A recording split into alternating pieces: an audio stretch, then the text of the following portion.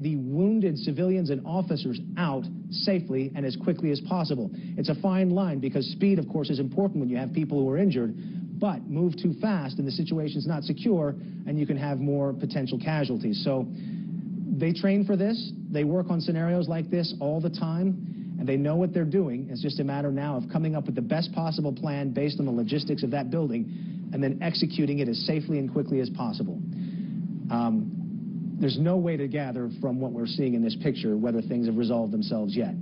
There does not seem to be any sense of huge urgency, but again, this is the perimeter. There may be several waves of police officers in concentric circles from the Planned Parenthood office out. So we may be looking at the outermost layer of security at the scene of this horrible crime this afternoon that has happened in Colorado Springs. Once again, we have someone going on a shooting spree in our city. It was back on Halloween morning. It looks like the VA clinic was probably still, or across Fillmore rather, the VA clinic was probably not yet constructed at the point that this picture was taken, this image. But we know now the VA clinic has been open for several months, for a few months anyway, and we just talked to a man who didn't want to use his name, but he told us that everyone at the VA clinic right now, like everyone at the businesses surrounding this area, they are all on that shelter-in-place order.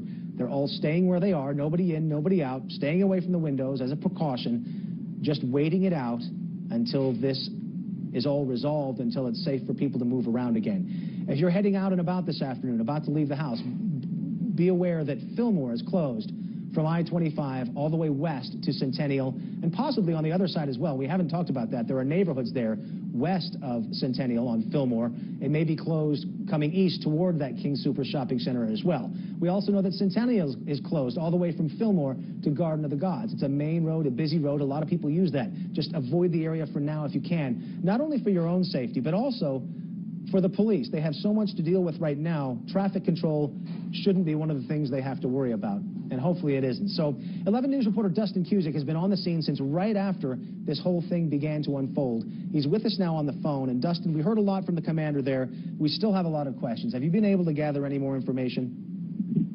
Don, they are still remaining tight-lipped now. That the time that you saw that the commander came over is really the only time we've had official word from anybody out here on the scene. They maintain that now the important thing that they're working on right now is getting that guy out of the building and getting those injured civilians and the police officer out of the building.